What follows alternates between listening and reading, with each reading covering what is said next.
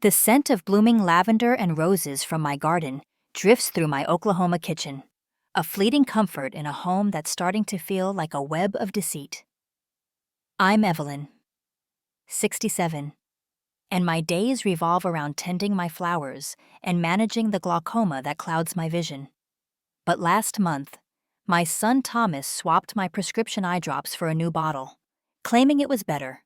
Each drop brought a burning sting, and my sight grew hazy. My heart raced. I sent a sample to a lab, and the results shattered my trust. A toxic irritant, meant to harm.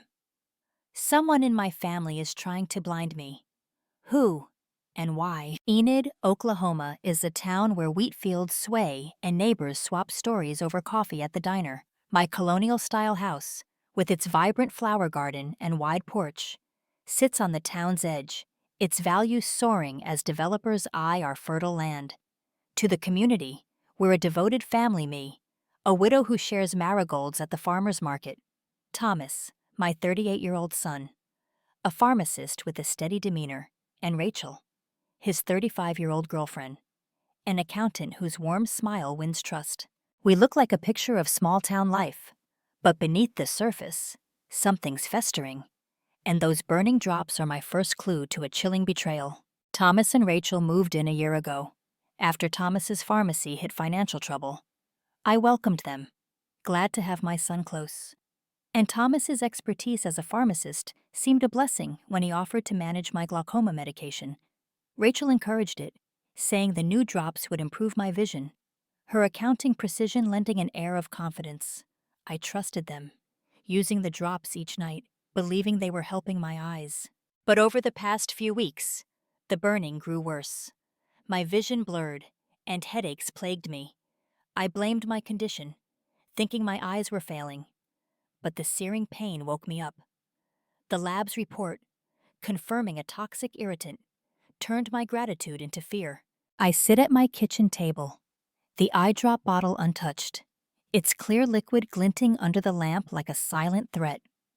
My hands tremble as I recall Thomas's calm assurance when he handed it to me, Rachel's gentle nod as I tilted my head back. Thomas is a pharmacist, with access to chemicals. But why would he harm me? My house, now worth a fortune, could be a motive, or perhaps my savings, built over decades. But Rachel, always lingering, her hand brushing Thomas's too often. Could she be more than a girlfriend? The thought of their betrayal, a tangle of infidelity and deceit, feels like a thorn piercing my heart, stealing my breath. I step into my garden, the cool night air soothing my racing thoughts, the fragrance of roses grounding me. These flowers, daisies, lilies, roses, are my pride. Each bloom nurtured through Oklahoma's windy seasons with care, much like the family I've tried to hold together. But now, I see blight where I saw beauty. I think of Mrs. Harper, who buys my zinnias at the market. Last month, she leaned close and said, "Evelyn, watch that sun. Pharmacists like Thomas know too much about what can hurt." I smiled, dismissing it, but her words echo now. And Rachel, who used to help me weed, has been tense, her eyes avoiding mine when Thomas mentions my drops.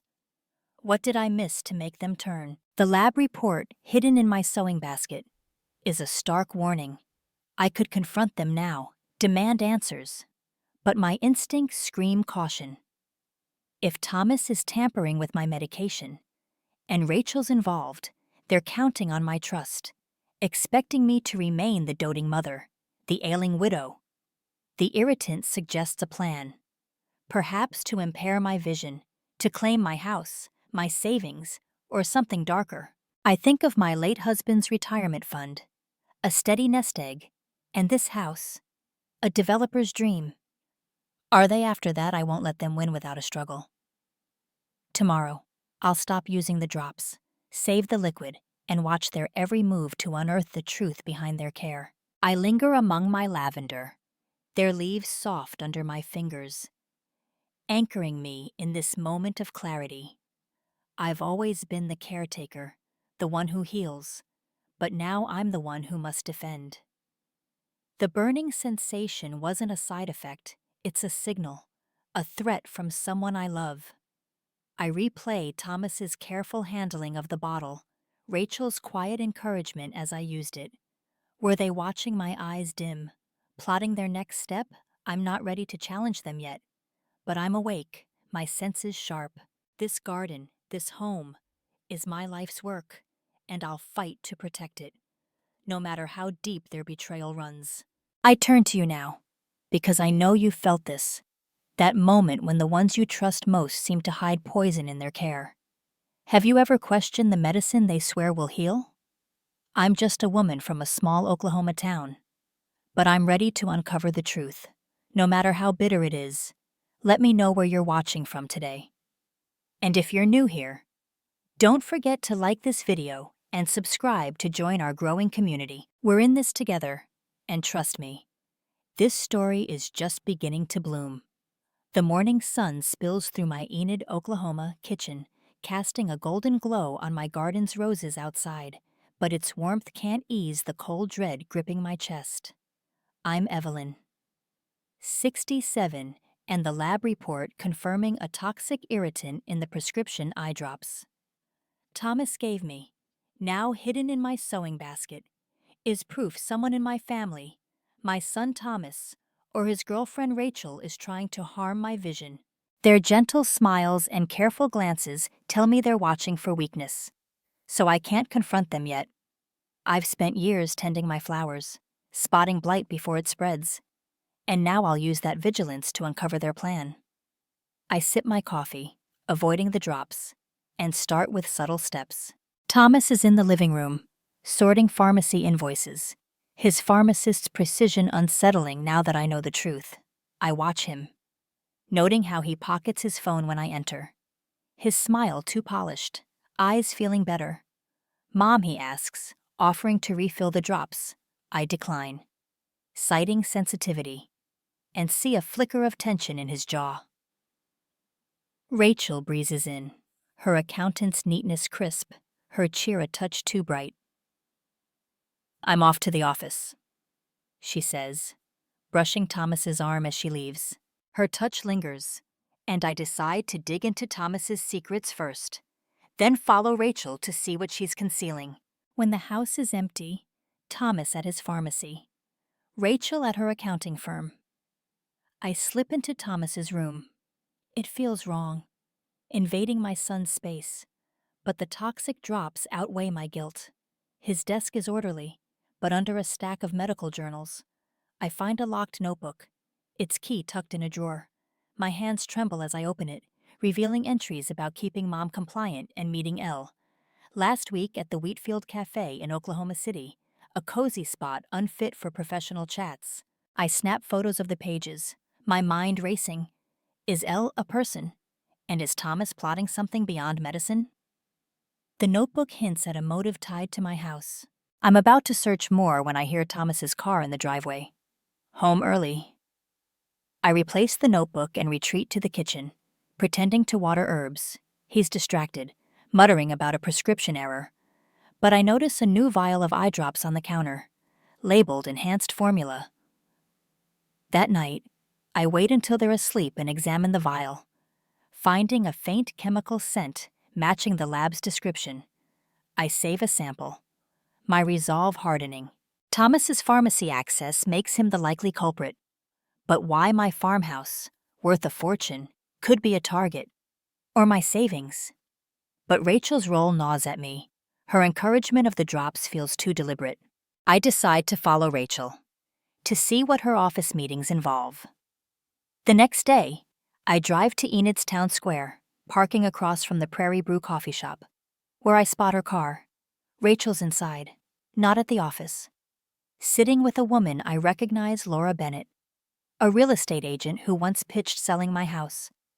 They talk closely, Laura's hand resting on Rachel's, and I snap photos with my phone, my hands unsteady. Why is Rachel meeting the realtor I call my friend Clara, a lab technician who tested the drops, and described the woman? Clara's voice drops. Laura's been cozy with Thomas at pharmacy events, always too close. Be careful. Evelyn, the connection.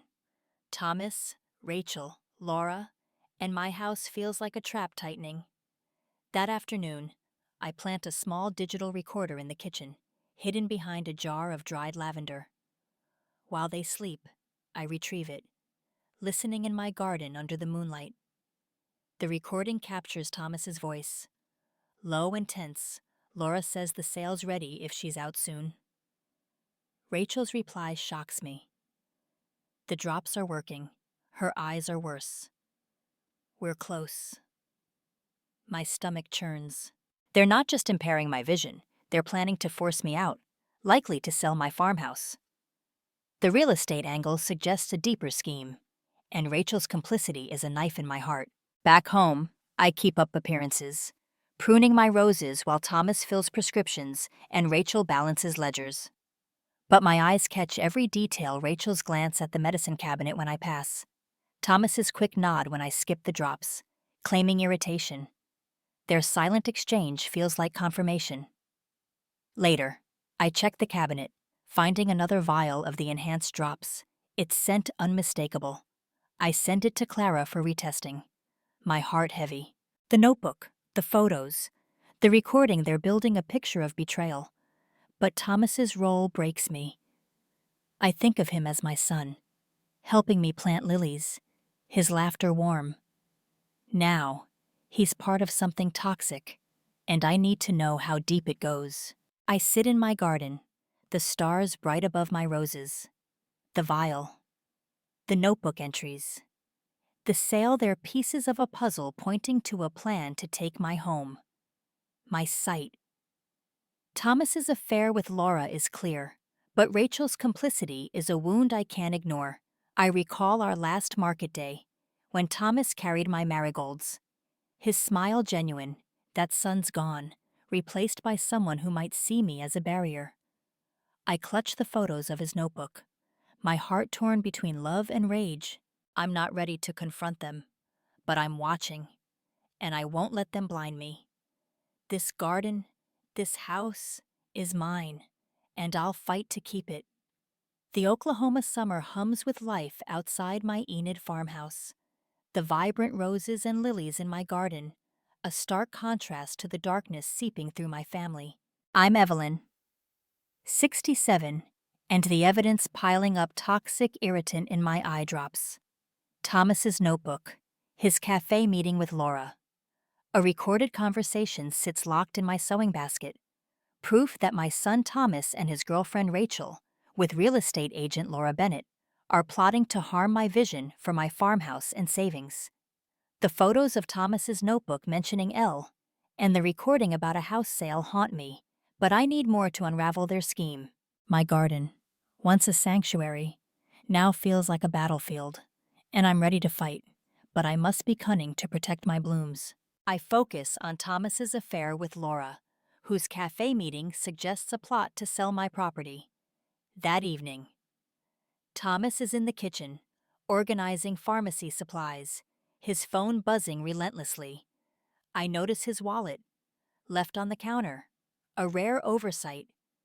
When he steps out to take a call, I flip it open, finding a receipt for a romantic dinner in Tulsa, dated last week, for two at the Bistro Haven, a spot too intimate for colleagues.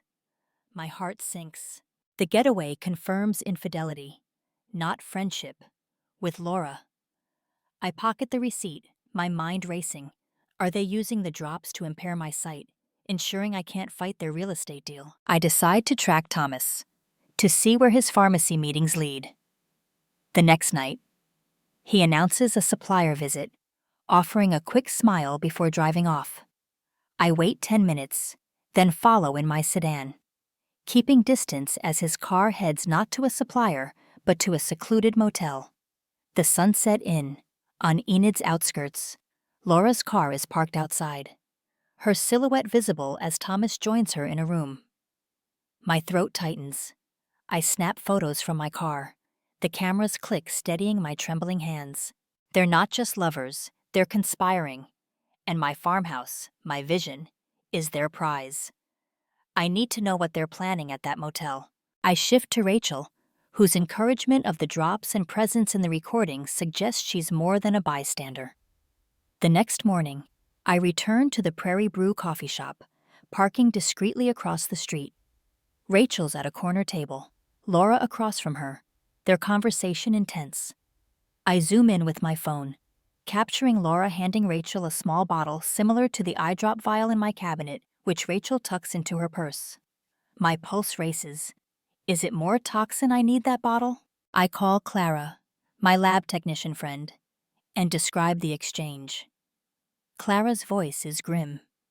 Laura's been pitching your house for sale, and Rachel's been seen with her too. Be careful. Evelyn. The link Thomas, Rachel, Laura, and my house feels like a noose tightening. That night, I plant another recorder in the dining room, hidden behind a vase of lilies. While they sleep, I listen in my garden, the moonlight silvering my roses. The recording captures Thomas and Laura, her voice sharp through a phone call. Rachel's nervous. We need to close the sale soon. The drops aren't enough. Thomas's reply chills me. I'll get a stronger mix. Her eyes are failing. My stomach churns. They're escalating, planning to blind me to sell my house, with Rachel delivering the tainted drops. The bottle Laura gave her must contain more irritant, and I need to secure it. I confront Rachel the next day, keeping my anger in check. She's in the kitchen, balancing spreadsheets, and I sit beside her, casually mentioning the drop's burning sensation. Where'd Thomas get them, I ask, watching her closely. Her pen pauses, but she laughs it off. Just a new brand. Evelyn. I press, noting the smell. Rachel's composure cracks, her voice rising. You're imagining things. They're fine, but her eyes betray panic, and she hurries out, leaving her purse. I seize the chance, finding the bottle inside a clear liquid with a chemical scent, matching the lab's description. My blood runs cold. Rachel's not just supportive, she's poisoning me, part of a plan I need to dismantle. I visit Clara that afternoon, needing her steady perspective. She's appalled, confirming the bottle contains a stronger irritant, potentially causing permanent eye damage if used longer. She urges me to go to the police, but I need more to ensure Thomas and Laura can't escape. Clara connects me with a forensic accountant to trace the real estate deal's finances. Back home, I stop using the drops, rinsing my eyes, and notice Thomas's frustration, his eyes narrowing when I skip them, claiming discomfort. Rachel's quieter, her guilt evident, but she still defends Thomas, raising my doubts. The bottle, the photos, the recording, they're building a case. But Thomas's role breaks me. I think of him as my son, sharing market days with me, his smile warm. Now, he's part of a toxic plot, and I need to know how deep it goes. I sit in my garden, the stars bright above my lilies, the bottle, the notebook, the sale. They're pieces of a puzzle pointing to a plan to take my home, my sight, Thomas's affair with Laura, their scheme with Rachel, Rachel's complicity. It's a betrayal that cuts deep. I recall our last market trip, when Rachel helped me sell daisies, her laugh genuine. That woman's gone, replaced by someone who might see me as a barrier. I clutch the motel photos, my heart torn between love and fury. I'm not ready to face them fully, but I'm close, and I won't let them blind me. My gardens survived storms, and I'll survive this, stronger than they know. The Oklahoma twilight casts a gentle glow over my Enid garden, but the vibrant roses and lilies can't mask the venom coursing through my family. I'm Evelyn, 67, in my flower beds, once a haven of beauty. Now stand witness to a chilling betrayal. The evidence toxic irritant in my eye drops. Thomas's notebook, his motel meeting with Laura, a recorded conversation, and a bottle from Rachel's purse sits locked in my sewing basket. Proof that my son Thomas, his girlfriend Rachel, and real estate agent Laura Bennett are trying to blind me for my farmhouse and savings. The bottle of tainted liquid and the recording about a house sale drive me, but I need Rachel's truth to dismantle their scheme. I'm not the frail mother they plan to ruin. I'm a daisy, rooted deep, ready to uproot their lies. I target Rachel, whose encouragement of the drops and presence in the recordings suggests she's a key player, willingly or coerced. I invite her to the garden at dusk, claiming I need help pruning lilies, my voice steady to conceal my purpose. She arrives, her accountant's blouse neat, her eyes shadowed with unease. I kneel by a rosebush, shears in hand, and ask casually about the drop's side effects, watching her closely, just adjusting. Evelyn, she mumbles, her fingers twisting a petal. Betraying nerves. I press gently, mentioning the burning, and her face pales. Rachel, I know they're toxic, I say, my tone firm but low. Tell me everything, or we're done. Her composure collapses, tears streaming as she sinks to the grass, her sobs echoing in the quiet garden. Rachel's voice trembles as she confesses. Thomas is with Laura. She said the drops would just blur your vision, not hurt you. She reveals Thomas's affair with Laura, who exploited Rachel's fear of losing him to involve her in the plan, claiming they needed the house sale to escape his pharmacy debts. Rachel thought the irritant was mild, sourced by Laura, and encouraged its use, believing it would only temporarily impair you. She didn't know it could cause permanent damage until I mentioned the lab test. Thomas's lies blinding her. I'm so sorry. Evelyn, she cries, clutching my sleeve. My heart aches for the woman I trusted, but loyalty is a fragile bloom.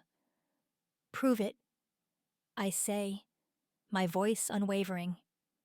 Help me stop them, or you're as guilty as they are. Rachel nods, sobbing, agreeing to cooperate, but I question whether her remorse is genuine or a desperate bid to save herself. I deepen my investigation, needing more to trap Thomas and Laura. I plant another recorder in the living room, hidden in a potted fern, its leaves shielding my secret. Late that night, I listen in my garden, the moonlight casting silver across my daisies. The recording captures Thomas and Laura, her voice sharp through a phone call Rachel's wavering. We need to close the sale now. The drops are too slow. Thomas's reply freezes me. I'll mix a stronger batch. Her eyes are nearly gone. My knees buckle, the betrayal cutting deeper. They're escalating, planning to permanently blind me to sell my house, with Rachel as their tool. Her confession gives me leverage, but I need to ensure she won't falter under Thomas's influence or Laura's manipulation. I meet Clara the next morning, needing her calm perspective to anchor my resolve. She's horrified, confirming the bottle's irritant could cause irreversible eye damage within weeks if I hadn't stopped using it. She urges me to contact the authorities, but I explain I need Rachel's testimony to make the case ironclad, and I'm uncertain of her loyalty. Clara connects me with a cybersecurity expert to trace the real estate deal's digital trail, hoping to link it to Laura's agency. Back home, I continue rinsing my eyes, avoiding the drops, and notice Thomas's growing irritation, his eyes narrowing when I skip them, claiming pain. Rachel's subdued, her guilt evident in her slumped posture. But she still calls Thomas babe, raising my doubts. The bottle, the recordings, the motel photos, they're a net closing around them. But Rachel's allegiance is my weakest link. I tail Laura to her real estate office in Enid, parking discreetly across the street, my heart pounding. She's meeting a developer, gesturing with a folder likely containing sale documents for my house. I snap photos, my hands steady despite the fury inside. Overhearing her mention finalizing the deal next week, I feel a surge of urgency. Back home, I search Thomas's room again, finding a hidden note from Laura Thomas' stronger mix. Sale by month's end. The note, the affair, Rachel's role, it's a calculated strike to end my sight and claim my legacy. I think of Rachel at our last market day, helping me sell marigolds, her smile warm. Her garden tears suggest remorse, but I need her to prove it beyond words. I confront Rachel again, privately in the kitchen, showing her the note. This is their plan, I say. my voice low but sharp. You're either with me to stop them, or you're with them, blinding me. She sobs, swearing she'll help, offering to retrieve Laura's emails from Thomas's laptop. I agree, but my trust is a thin thread. I sit in my garden, the stars twinkling above my roses, their resilience mirroring my own. The note, the photos, the recordings, they're my arsenal. But Rachel's cooperation is a gamble I must take. Thomas's affair, Laura's greed, Rachel's complicity, it's a betrayal that cuts to my core. Mrs. Harper's warning about Thomas was a lifeline, guiding me through this storm. I'm close to ending their scheme. But I need Rachel to hold firm, and I'll summon every ounce of cunning to face Thomas and Laura without losing her or my sight. The Oklahoma night cloaks my Enid garden in a quiet veil. The stars above my roses a faint beacon against the betrayal threatening my home. I'm Evelyn, 67 in my flower beds, once a vibrant tapestry of love. Now stand as silent witnesses to a family's toxic plot.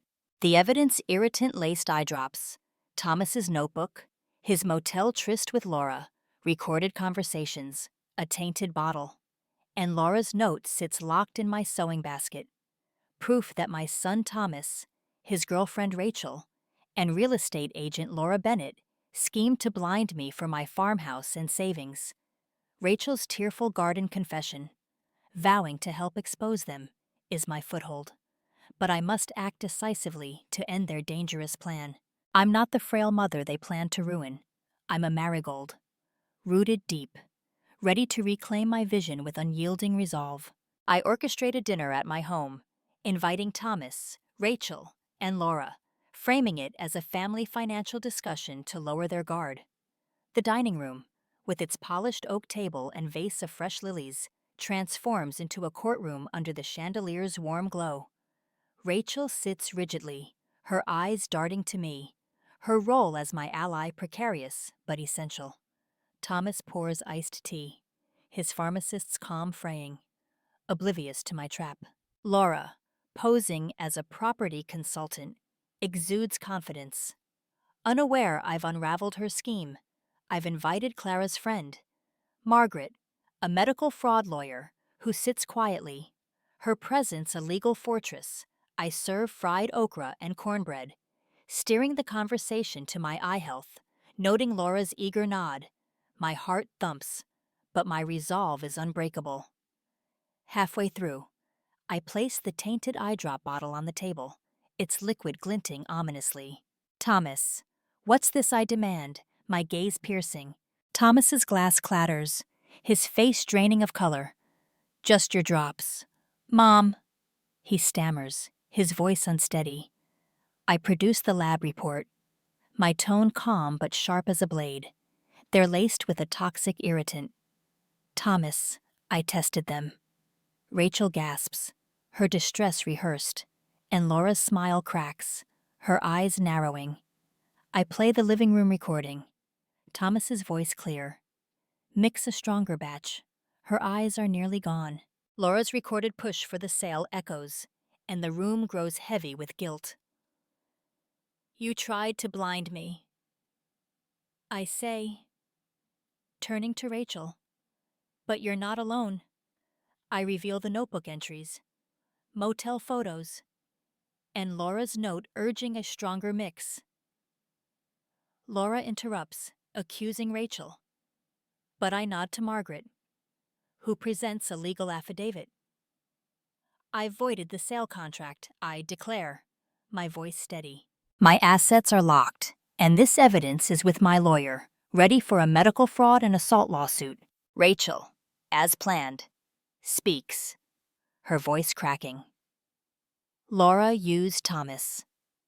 She said the drops were safe, just to blur your vision. Her confession, sealed in our garden pact, turns Laura pale, her fists clenching. Thomas lunges at Rachel, shouting, "You traitor!" But Margaret intervenes, citing pharmaceutical misconduct and fraud, her legal authority a quiet thunder. I face Thomas, my voice like tempered steel. Leave my house tonight, or face charges. He staggers out, Laura trailing, her arrogance shattered, their scheme in tatters. Rachel's tears confirm her choice to stand with me, though her complicity lingers like a bruise. Margaret assures me the evidence is robust for a lawsuit, protecting my farmhouse and health without public spectacle, preserving my dignity. I turn to Rachel, my tone firm yet heavy with sorrow. You helped me, Rachel. But you broke my trust. Stay. But prove your loyalty through actions, or leave. She nods, sobbing, vowing to rebuild. I walk to my garden, the moonlight bathing my roses, their resilience mirroring my own. I'm staying here, I say to the night, because this is my home, and no one steals it. I've restored my farmhouse as a family sanctuary, hosting gardening sessions to share my love of flowers, a symbol of healing. Thomas faces a lawsuit, his pharmacy license revoked. While Laura's real estate career is under scrutiny, Rachel's redemption is her burden, her daily efforts her penance. I've safeguarded my vision, my home, and no one will dim my light again. I stand among my daisies, their scent grounding me in this moment of triumph. The irritant was meant to blind me, but I felt the burn and fought back. I reflect on the decades I gave Thomas and Rachel, the love I poured into a family that faltered under greed. But I'm unbroken, a lily thriving in tough soil, my roots unyielding. Enid's whispers will fade, and my gardening sessions will flourish, a testament to my strength. Thomas and Laura underestimated me, but Rachel's choice to confess offers a fragile hope for mending. Though scars remain, I've reclaimed my sight, my legacy, and I'll bloom, stronger than they ever imagined. I turn to you, because you've walked this storm with me. Betrayal from those you cherish wounds deeply, but it doesn't have to define you.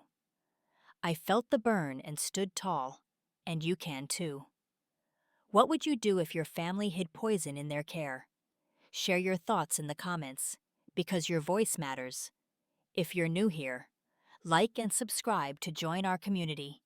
Next time, we'll uncover a secret buried in an old basement suitcase, a tale of lies and redemption you won't want to miss. I'm Evelyn, rooted in Enid, stronger than they ever dreamed. Thank you for being here.